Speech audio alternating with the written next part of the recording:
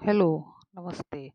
हम फिर उपस्थित हैं आज अपने एबी एजुकेशन सेंटर चैनल पर एक नया वीडियो लेके। आज हम जो है कक्षा 11वीं के लिए लाए हैं। ये कक्षा 11वीं का रसायन शास्त्र है। ये जो चैप्टर है इसका नाम है रासायनिक बलगतिकी।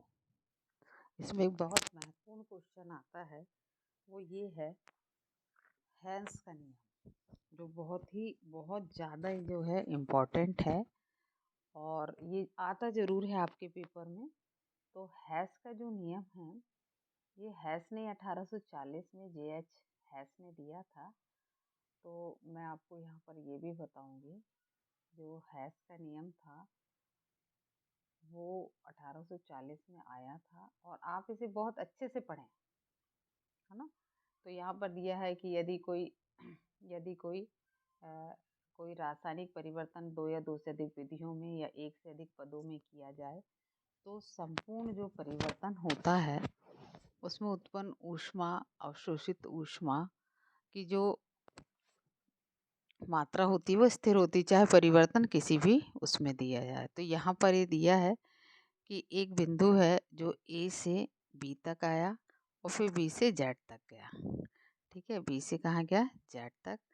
और एक डायरेक्ट ए से जेड तक गया। ठीक है, इस प्रकार ये जो चित्र बना हुआ है इसमें आप देखेंगे कि एक जो था वो डायरेक्ट ए से जेड तक गया और एक पहले बी तक आया और फिर बी से सी तक आया और फिर सी के बाद वो जेड तक गया। ठीक है, तो उसमें जो कुल ऊष्मा में जो भी परिवर्तन होगा वो बराबर होगा। ठीक है, तो इसका ये मतलब हुआ कि चाहे आप कितने ही पदों में कर लो, ये 3 पदों में हुई, 1 2 3, और ये एक ही पदों में, एक ही पद में हुई है। रास्ता कोई भी अपना लें, विधि कोई भी अपना लें, लेकिन जितनी भी ऊष्मा अवशोषित है या उत्सर्जित होगी वह हमेशा बराबर रहेगी। ये हैस का नियम था। ये जी.एच. हैस ने दिया था, 1840 में दिया था और ये ऊर्जा संरक्षण के नियम पर आधारित है। तो मैं ये उम्मीद रखती हूँ कि आपको ये समझ में आ गया होगा कि हैस का नियम जो है वो ये है कि यदि कोई रासायनिक परिवर्तन दो या दो से अधिक विधियों द्वारा करवाया जाए तो अधिक विधियों द्वारा एक से अधिक पदों में किया जा सके तो संपूर्ण परिवर्तन में उत्पन्न अथवा अवशोषित ऊष्मा की मात्रा स्थिर रहती है। इसके बाद एक दूसरा जो टॉपिक है वो मैं आपको बताऊंगी। इसमें जो है ये जो आपके सामने टॉपिक दिख रहा है, ये जो असल में ये चीज़ जो है वो ये है सीपी एवं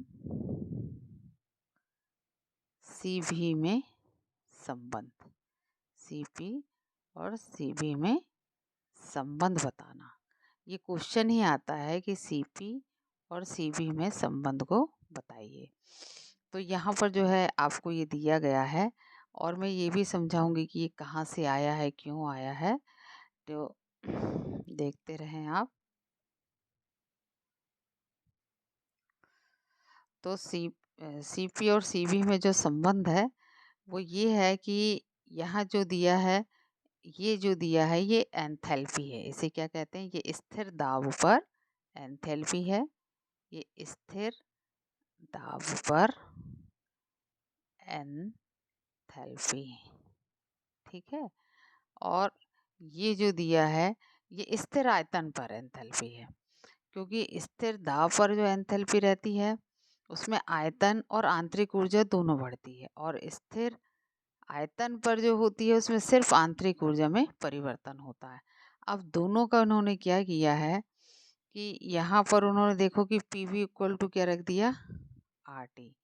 तो यहाँ पर जो है समीकरण 1 में उसने पी.वी. Equal to आर.टी. को रख दिया। समीकरण 1 में रख दिया उसने, पी.वी. का मान क्या रख दिया? आर.टी. तो ये जो है समीकरण बन गया कि H plus E plus PV.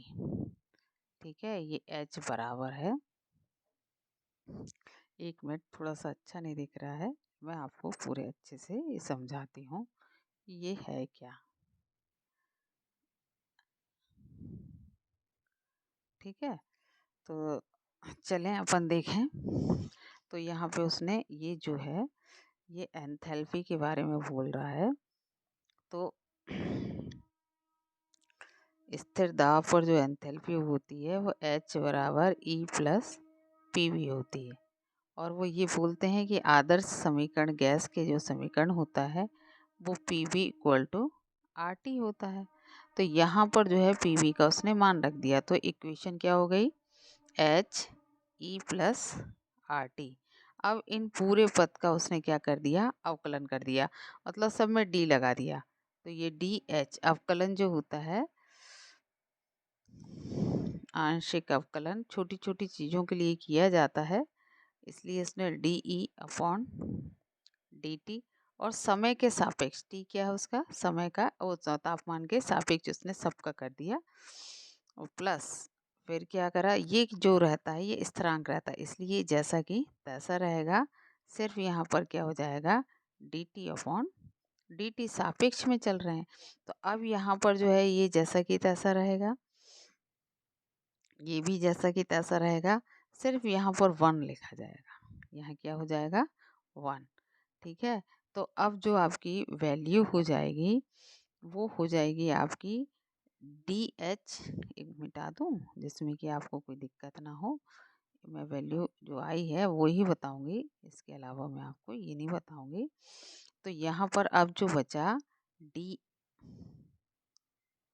यहाँ पर जो बचा है वो बचा है DH अपॉन DT, ठीक है, बराबर DE upon DT plus R। ये नियतांक होता है। तो ये जो है आपके सामने यहाँ पर दिख रहा है। अब R को अब जैसा कि तैसा रहने दें, R को जो है आप जैसा कि तैसा रहने दें, और ये वाला जो पद है वो इस तरफ आ जाएगा। तो ये हो जाएगा DH upon DT minus DE upon DT बराबर R जहाँ की तहाँ है। अब ये जो है, ये जो पद है ये एंथैल्पी का है। मैंने आपको ये बताया कि जब स्थिर दाब पर कोई चीज़ होती है तो उसका आयतन और आंतरिक ऊर्जा दोनों में परिवर्तन होता है। तो ये स्थिर दाब पर ऊष्माधारिता को प्रदर्शित करता है ये, और ये जो है स्थिर आयतन पे ऊष्माधारिता को प्रदर्शित करता है CV, और ये R। इस प्रकार ये प्रूफ हो गया कि CP और CV में संबंध क्या है। ठीक है। तो मैं ये उम्मीद रखती हूँ कि आपको समझ में आया होगा। फिर आगे की ओर और बढ़ें। तो आगे की ओर बढ़ते हैं अपन, ये सारी चीज़ें क्लियर करके आगे की ओर बढ़ें। तो तीसरा, ऊष्मागतिकी का प्रथम नियम।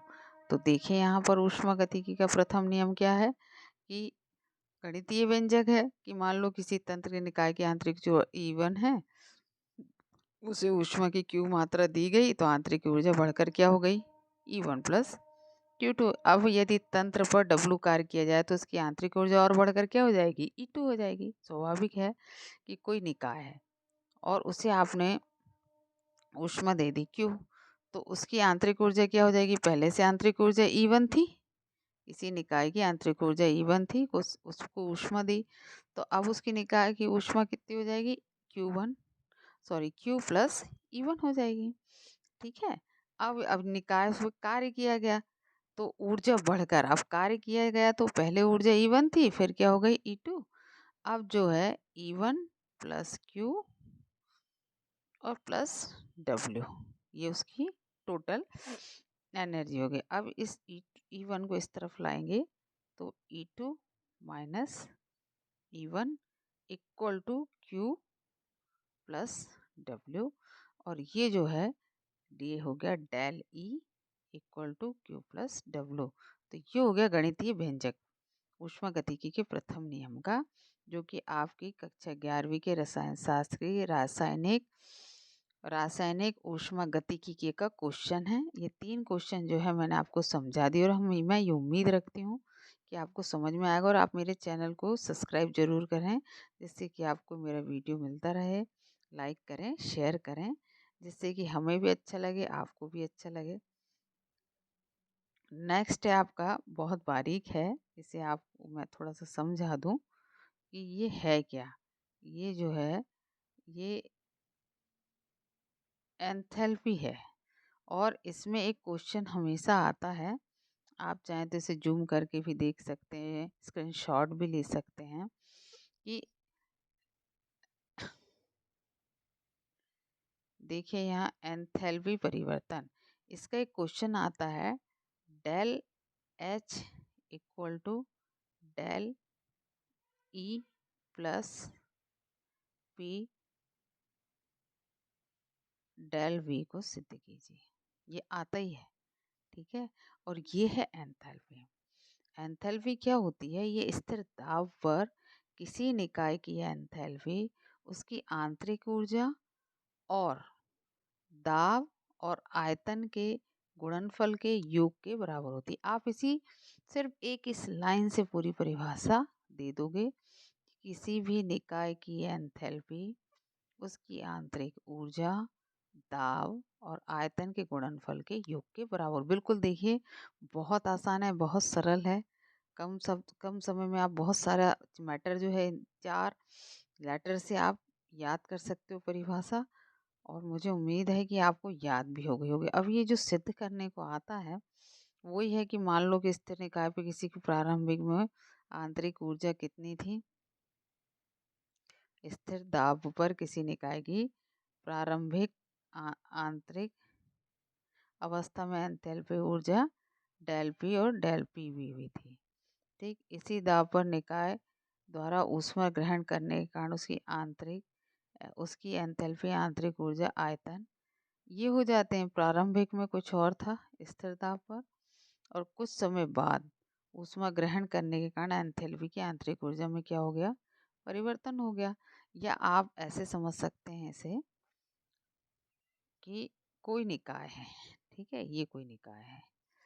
मैं बताती हूँ आपको कि ये कोई निकाय है, ठीक है। अब इसकी क्या है कि पहले इसकी आंतरिक कुछ एंथैल्पी रही होगी H1, आंतरिक ऊर्जा रही होगी E1, दाब जो है वो स्थिर है इसलिए इसमें कोई परिवर्तन नहीं है, आयतन V1 हो गया। कुछ समय बाद उसे ऊष्मा दी गई तो उसकी एंथैल्पी हो गई H2, आंतरिक ऊर्जा हो गई E2 और आयतन हो गया उसका V2। अब समीकरण 2 को समीकरण 1 में से घटा दो। ये है आपका समीकरण 1 और ये है आपका समीकरण 2। 2 को ये है समीकरण 1 और ये 2, तो 2 को 1 में से घटा दें। तो ये 2 में से समीकरण 2 में से 1 को आपने क्या कर दिया? घटा दिया। तो ये हो गया H1, एक मिनट,